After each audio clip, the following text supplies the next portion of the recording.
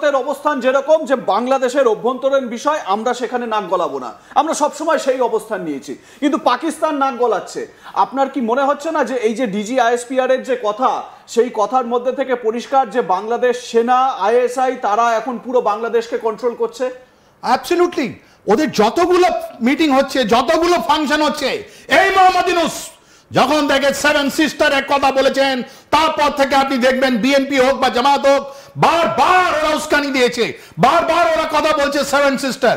কি কথা করা হলো ওদের এগেনস্টে, রাইট? এই যে NSA লেভেলে একটা টক হলো, কথাবার্তা হলো, এই দেখুন তারিক রহমানের সঙ্গে ঘুরে বেড়াচ্ছেন আজকে লন্ডনে, রাইট? কিন্তু কথাটা কি হচ্ছে NSA এর মধ্যে কথা খলিলুর রহমান ও যে ফাইল নিয়ে গেছেন, ওনার কথা যে হলো এটা দুজনের মধ্যে আছে, আমি কিছু বলবো না, ওর মধ্যে কমেন্ট নেই। কিন্তু তারপর ওদের প্রতিরক্ষা সেক্রেটারি যিনি পাকিস্তানে লুকিয়েছিলেন, আমাদের দিল্লি ব্লাস্টের পর উনি ফেরত আসছেন, তার মানে উনি বলেছেন আমি তোমার সঙ্গে আছি, তোমার সঙ্গে আছি। এই যে তারিক রহমানের ছবিটা আপনি দেখছেন মোহাম্মদ ইউনূসের সঙ্গে, তাহলে আমি মোহাম্মদ ইউনূসকে কোশ্চেন করছি, একজনের মা, সব থেকে বড় যে জন্ম দেয়, আজকে মা আজকে তো পুরো একটা ওতে আছেন, হসপিটালে আছেন, তাহলে আমরা তারেক রহমানকে নিয়ে স্পেসিফিক ভাবে আলোচনায় আসব, কিন্তু তার আগে একটু আমাদের দর্শকদের এটাও দেখিয়ে দিই, কারণ তাদেরকে বলেছিলাম আজ তাক বাংলার স্ক্রিনে আপনারা দেখেছেন বাংলাদেশের প্রাক্তন সেনা কর্তারা তারা প্রেস ক্লাবে, সেখানকার জাতীয় প্রেস ক্লাবে বসে ভারত বিরোধী কিরকম মন্তব্য করছেন, ভারতকে টুকরো করার হুঁশিয়ারি দিচ্ছেন তারা, এবং ভারতকে টুকরো টুকরো করতে হবে। এবারে আপনাদের দেখাবো প্রাক্তন ব্রিগেডিয়ার জেনারেল বাংলাদেশের আব্দুল্লাহ আমান আজমি, তিনি বলছেন যে কায়ামত পর্যন্ত আমরা শান্তি পাবো না যদি ভারতের 7 সিস্টার্সকে টুকরো টুকরো না করা হয়। কত বড় আস্পর্ধা ভাবুন। একবার শোনাবো বাংলাদেশি সেই ব্রিগেডিয়ার, প্রাক্তন ব্রিগেডিয়ার জেনারেলের বক্তব্য। ভারত যতদিন টুকরা টুকরা না হয়ে যাবে, কিয়ামত পর্যন্ত তারা বাংলাদেশকে শান্তিতে থাকতে দেবে না। আমাদের গণমাধ্যম, আমাদের সাংস্কৃতিক অঙ্গন, আমাদের বুদ্ধিজীবী এবং পার্বত্য চট্টগ্রাম, এই পানি নিয়ে যারা আমাদের করছে বাদ সৃষ্টি করে, তারা আমাদের বর্ডার যেভাবে হত্যা করছে, বাণিজ্য বৈষম্য, এগুলো তো বাদই দিলাম। যখন শেখ সাহেবের পতন হলো তখন ভারত তাদেরকে ডেকে নিয়েছে, তাদেরকে ক্যাম্প বানিয়েছে, আশ্রয় দিয়েছে, খাদ্য দিয়েছে, অস্ত্র দিয়েছে, প্রশিক্ষণ দিয়েছে, ভাতা দিয়েছে। এবং এরপরে এই 1975 থেকে নিয়ে 96 পর্যন্ত বিভিন্ন মাত্রায় পার্বত্য চট্টগ্রামে আমাদের এই সমস্যা ছিল, এবং আমরা যারা এখানে আছি আমরা অধিকাংশ সেই সময় চাকরি করেছি, বুলেটের মুখোমুখি হয়েছে, মৃত্যুর মুখোমুখি হয়েছি। এবং আপনারা হয়তো জানেন না, কর্নেল হাসিন দুইটা বীর প্রতীক পেয়েছে ওখানে সাহসিকতাপূর্ণ কর্মকাণ্ডের জন্য। 96 সালে আওয়ামী লীগ এসে 97 2রা ডিসেম্বর তারা এই তথাকথিত শান্তি চুক্তি করে, যেটা মূলত একটা আইওয়াস ছিল। এই যে ব্রিগেডিয়ার জেনারেল সাহেব তিনি যে কথাটা বলছেন, আমার কথা হচ্ছে যে এরাও তো একটা সময় ভারতীয় সেনার সঙ্গে মানে কাঁধে কাঁধ মিলিয়ে কাজ করেছে। ভারতের সঙ্গে যখন শেখ হাসিনার সময়কার তিনি উল্লেখ করলেন, সেই সময় তো তার মুখে কুলুপ ছিল। এখন শেখ হাসিনা যেহেতু সেখান থেকে তাকে বেরিয়ে যেতে হয়েছে, এখন তারা এরকম ভাবে মানে গর্ত থেকে সব সাপগুলো বেরিয়ে আসছে। আমাদের ইংরেজিতে একটা কথা আছে, one shallow doesn't make summer. এই যে আব্দুল্লাহ আমান আয়ামি সামের আছেন, জানেন এরা রক্ত দূষিত আছে, ইনি খেয়ে আছেন, আপনি জেনে আশ্চর্য হবেন। এনার বাবা পাকিস্তানি, এনার বাবা দালাল, গোলাম আজমের ছেলে, গোলাম আজমের ছেলে। গোলাম আজম রাত্রিবেলা গিয়ে পুরো ঢাকায় ঢুকতো 1971-এ, আমাদের মা বোনকে বেছে বেছে, সুন্দরী মা বোনকে বেছে বেছে এই পাকিস্তান আর্মিকে দিত। এই দালালের ছেলে, এই দালালের ছেলে আব্দুল্লাহ আমান আয়ামি, এ কি কথা বলবে বাংলাদেশের? এর কাজই আছে আপনার দালালি, মাদের দালালি, বাংলাদেশের সঙ্গে দালালি। এর তো মুখোশ খুলে গেছে, এর মুখোশ খুলে গেছে। সবাই জানে যে পাকিস্তানি লোক কি করে বাংলাদেশের আর্মির মধ্যে একটা চাকরি পেয়েছে, প্রমোশন পেয়েছে।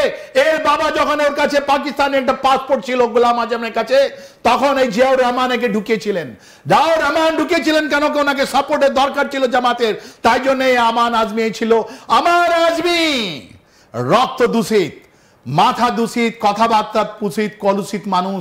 এর কথাতে আর আপনি বিশ্বাস করবেন না। এ যতগুলো বলবে অতই আওয়ামী লীগের ভোটটা কম হয়ে যাচ্ছে।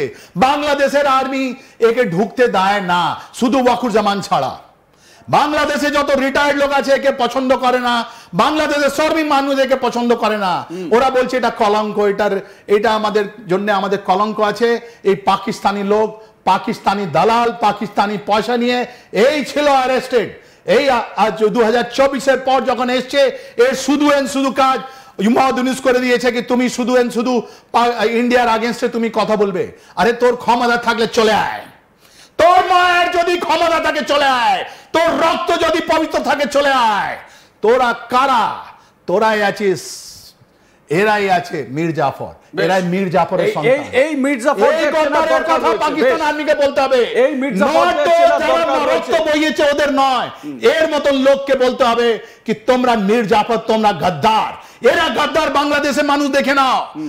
আমরা বলছি না, এটা পাকিস্তান আর্মি বলছে গদ্দার, আর আমরা আপনাকে বলছি কারা গদ্দার, যারা আপনাদের মা বোনকে বিক্রি করে দিল 1971-এ, রাইট? এদেরকে আর আপনি ভুলবেন না, এদের পার্টি বড় বড় কথা, এটা বড় বড়। আমি এখান থেকেই আমরা আমাদের পরবর্তী আলোচনায় যাব। কি আলোচনা সেটা স্যার কিছুক্ষণ আগেই তারেক রহমানের প্রসঙ্গ উত্থাপন করলেন। তারেক রহমানের সঙ্গে মোহাম্মদ ইউনূসের সাক্ষাৎ হয়েছে, আপনারা জানেন যে তারেক রহমানের মোটামুটি বাংলাদেশে ফেরার সময় এবারে এসে গেছে। দেখুন, খালেদা জিয়া ভীষণ রকমভাবে অসুস্থ, তার পক্ষে দেশের কার্যভার সামলানো কার্যত অসম্ভব।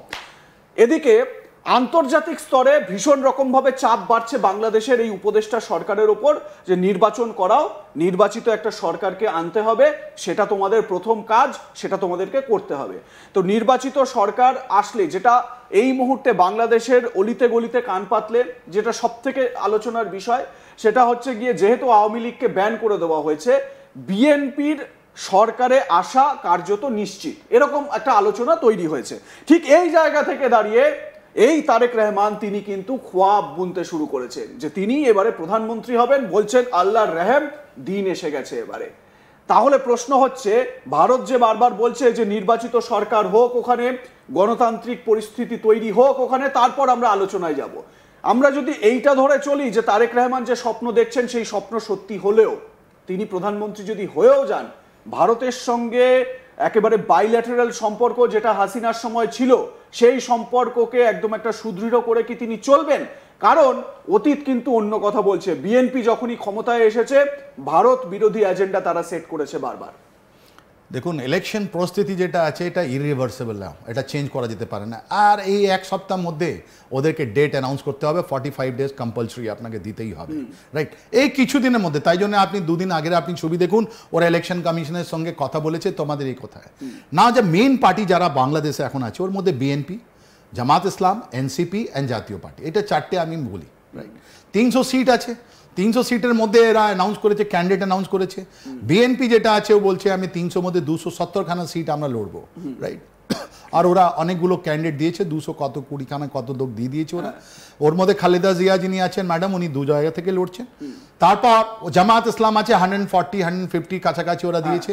ওরা ভাবছে কি কেউ অ্যালায়েন্সে আসুক, কেউ ওদের থেকে অ্যালায়েন্স করতে চাইছে না। তৃতীয় আছে এনসিপি তো ওর কন্ডিশন খারাপ, ওরা বড় বড় লিডার ছিল, ওরা নিজে সিট বাঁচাতে পারবে কিনা এটা সন্দেহ।